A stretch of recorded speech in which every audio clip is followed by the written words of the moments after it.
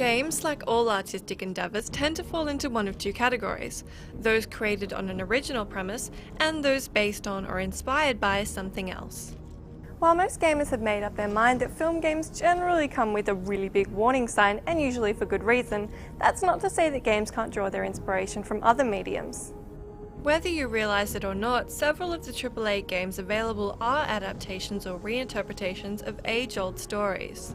Books such as Alice's Adventures in Wonderland, The Witcher Saga, Dante's Inferno, and Heart of Darkness have all been used to inspire video games. One of the reasons these games are effective is that they find the balance between inspiration and recreation. When the Alice idea struck, it just seemed to me that that was a really perfect, a really appropriate piece of literature to explore. American McGee's Alice is designed to be set after the two Lewis Carroll novels. The child Alice, who is overly curious, is revealed to become a somewhat psychotic, twisted young woman. Despite this, she still retains the headstrong and stubborn qualities that Carroll had given her in his novel. There's an element of responsibility from a game designer to a book like Alice's Adventures in Wonderland not to betray the classic narrative, but that's not to say there isn't room for adaptation and reinterpretation.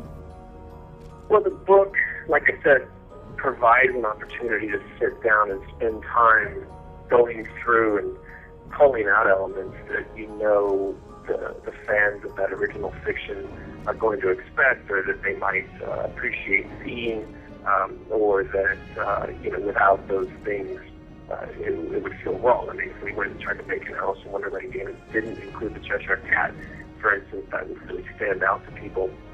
While the process of turning a film into a game is a relatively simple one, with visual environments, characters, and detailed worlds already laid out, the process of making a game out of a book can be somewhat problematic. Sort of thinking about how to take everything that people knew about the original narrative and kind of turn it on its head, or adapt it and pull it kind of forward, so that the story you were telling would be something that kind of grew and was based on people's expectations of what was in the original.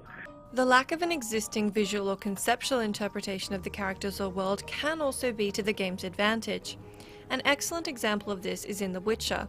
The game is adapted from the series that shares the same name by Andrzej Sapkowski. The developers of Alice and The Witcher capitalize on the detailed written worlds in the source material and use these to create the interactive environments. Beyond this, they extract well-developed characters such as Geralt and Alice and reinterpret them enough to make them their own, while still maintaining the integrity of the character. Alice is a character first and foremost, and she's someone who comes off as real, and someone who comes off as human. She's got some degree of power about her, but she's also vulnerable. She's not just fighting against sort of typical bad guys. In fact, she's oftentimes fighting against her own internal demons. Beyond that, it's a natural jump from novel to game character, with Geralt's supernatural powers and Alice's unrestrained psychotic imagination, both of which work as a part of the gameplay experience. So once you've tried the old school works of Lewis Carroll and the medieval fantasy world of The Witcher, where else can you go to find an excellent novel ready to be reborn into gaming? The developers at Visceral Games hit the jackpot when they transformed the dark and twisted tale of Dante's journey through hell into a game.